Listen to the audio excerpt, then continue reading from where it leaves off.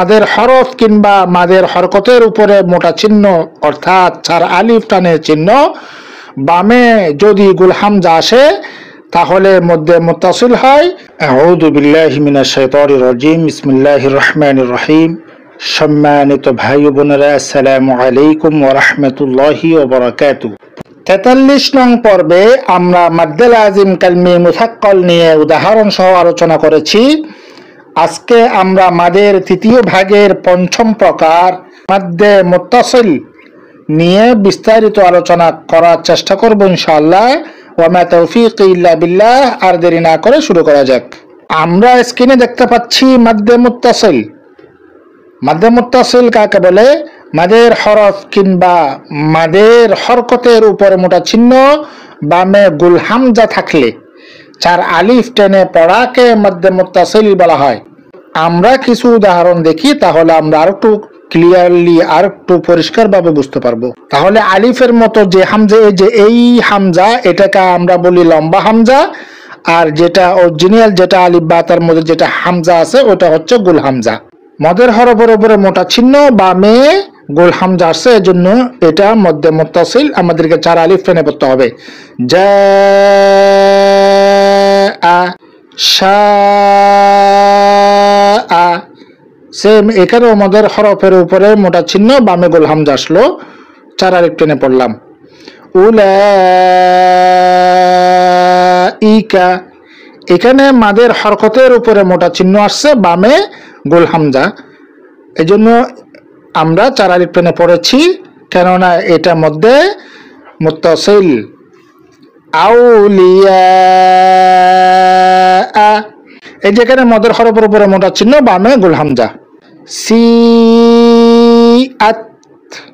এই যে সি জেরে বাম পাশে জজমালাইয়া মদের হরফের উপরে মোটা চিহ্ন বামে গোল হামজা আসলো, এই জন্য আমরা 4 আলিফ টেনে পড়লাম। সু। এই যে এখানেও মদের হরফের উপরে মোটা চিহ্ন বামে গোল হামজা। হাদাইক।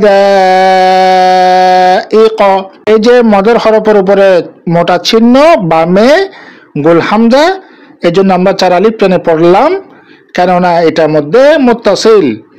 মালাইকাতু। সেম এখানে মাদের হরকতের উপরে মোটা চিহ্ন বামে গোল হামজা। আশিদ্দাউ।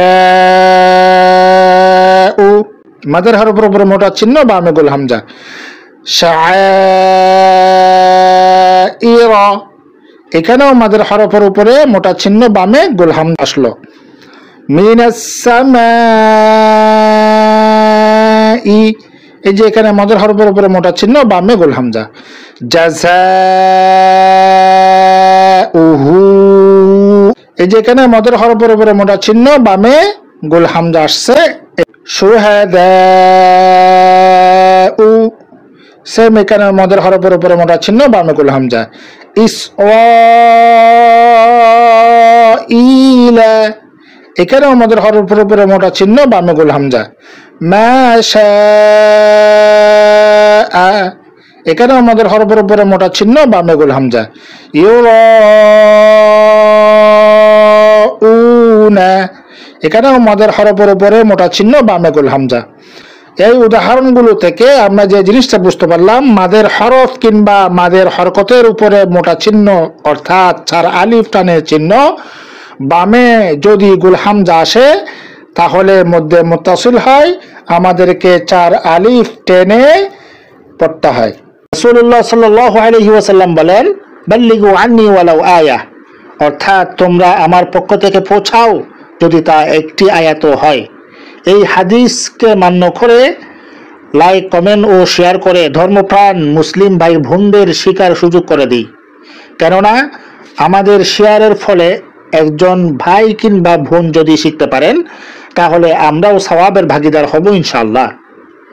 পরিশেষে বলবো, আমরা যারা ইউটিউব চ্যানেল থেকে দেখছি চ্যানেলটি সাবস্ক্রাইব করে বেল আইকনটি অন করে রাখুন, আর আমরা যারা ফেসবুক পেজ থেকে দেখছি পেজটি ফলো করে রাখি, যাতে আমরা পরবর্তী ভিডিওগুলো ধারাবাহিকভাবে দেখে শিখতেও জানতে পারি।